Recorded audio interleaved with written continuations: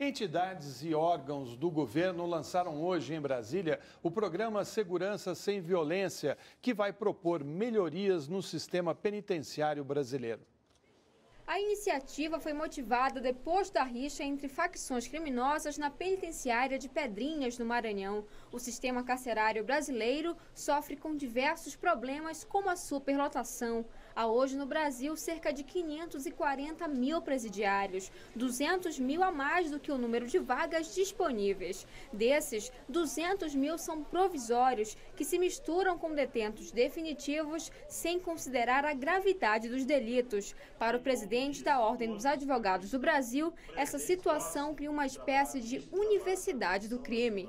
Alguém entra por roubo de celular e sai traficante internacional de drogas. Essa é a realidade do sistema penitenciário brasileiro e temos que pôr um fim com monitoramento permanente, fazendo denúncias públicas permanentes à sociedade brasileira. Entre as medidas estão ações como o aumento do número de vagas em presídios, a melhoria da qualidade de vida no sistema penitenciário, alternativas para a execução de condenações, novos meios de ressocialização dos detentos e a participação da sociedade civil na fiscalização do cumprimento de penas nos regimes aberto e semiaberto. As propostas do plano serão apresentadas em 30 dias e a execução delas vai depender da adesão de cada estado. Primeiro vamos aguardar as propostas, né? Depois vamos ter a conversa com os estados e vamos oferecer uma cesta de respostas, né? E aí, se não vier o convencimento, a gente vê o que faz depois como uma medida judicial indutora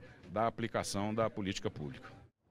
E sobre o sistema prisional brasileiro, eu converso agora com Alexandre Saliba, que é juiz e é membro do Conselho Nacional do Ministério Público e presidente da Comissão do Sistema Prisional do Conselho. Boa noite, doutor Alexandre. Boa noite, Fernanda. O senhor assumiu há pouco a presidência do Conselho. Já teve a chance de fazer visitas em alguns presídios aqui no país? Eu assumi em dezembro e, na sequência, houve o episódio de Pedrinhas. Eu fui no dia seguinte à minha posse, realizei uma inspeção e constatei que tudo que tinha sido determinado em novembro, infelizmente, não tinha sido cumprido e, por conta disso, deflagramos, no âmbito do Conselho Nacional do Ministério Público, essas iniciativas que contaram com a participação do Conselho Nacional de Justiça, da Ordem dos Advogados do Brasil e do Governo Federal através do Ministério da Justiça. Qual a sua percepção ao visitar o Pedrinhas? A percepção foi a pior possível, mas Pedrinhas não é um caso isolado. Infelizmente, em outros estados da federação, nós podemos constatar situações precárias, de superlotação, condições realmente indignas, condições que não guardam nenhuma harmonia com o que é previsto na Constituição Federal. Essas propostas desse plano que foi divulgado hoje, que ainda não são muito concretas, né? Mas nortes, linhas de atuação, é por aí mesmo? São esses os caminhos que o Brasil tem que buscar para corrigir isso do sistema penitenciário? Na reunião de hoje que nós tivemos na sede do Conselho Nacional do Ministério Público, foi lançado o programa Segurança Sem Violência. Esse programa, por sua vez, compreende 6 grandes temas, ações: ressocialização dos presos, a questão da assistência judiciária, construção de presídios, sistemas de incentivos fiscais aos municípios que receberão unidades prisionais. Temos aí realmente, como foi falado pelo Procurador-Geral da República, uma cesta de situações.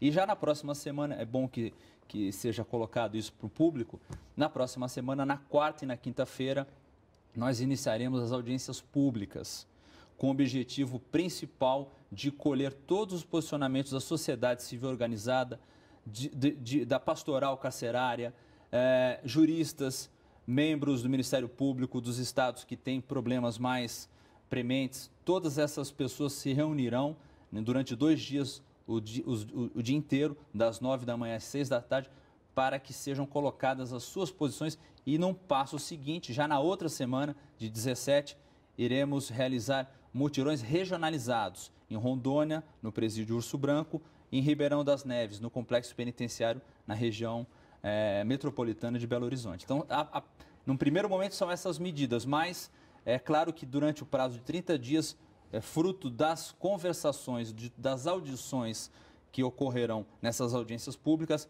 aí sim nós teremos já uma condição de levar aos estados a necessidade, por exemplo, de construção de semiaberto, porque fala-se muito em regime fechado, mas às vezes uma colônia penal agrícola, industrial, vai dar vazão àquele excesso de presos que nós constatamos. O Brasil não tem muito essa cultura da pena alternativa. O senhor defende, então, essas penas? Sim, Seria sim. uma forma de aliviar hoje esse déficit? Sim, as penas alternativas existem na nossa legislação. Eu digo aqui que o problema não é de instrumental legal. Não é, a não lei, são, ela existe, está prevista lá sim, essa possibilidade? Existem. A própria Lei de Execuções Penais é uma lei que foi promulgada em 1984 e esse ano completa 30 anos. Os dispositivos constantes ali, as previsões legais são excelentes. O problema é de efetivação de gerenciamento. E por que a gente ainda pega esses presos que podiam cumprir essas outras medidas e a gente ainda coloca no regime fechado? A resposta pronta que eu posso te dar sobre um dado é a superpopulação carcerária, pessoas que poderiam já estar usufruindo um benefício, por exemplo, do regime semiaberto, continuam no regime fechado. Então, prontamente nós identificamos esse problema. E isso daí, o que significa? Falta de estabelecimento penal adequado. Por quê? Porque muitas vezes o governo federal tem a verba, tem condições de fazer o repasse da verba federal, mas o Estado da Federação, por muitas vezes uma falta de gerenciamento, como eu disse, de administração, não tem como cumprir os requisitos da lei para que o dinheiro seja transferido. E aí o dinheiro fica parado, muitas vezes retorna para os cofres da União. Você vê uma solução num curto prazo? Num curto prazo, nós temos a esperança e estamos todos engajados, todos de mãos dadas, para resolver o problema, principalmente com a atuação efetiva do Poder Executivo de cada Estado da Federação. Doutor Alexandre, obrigada pela participação. Eu conversei com Alexandre Saliba, do Conselho Nacional do Ministério Público.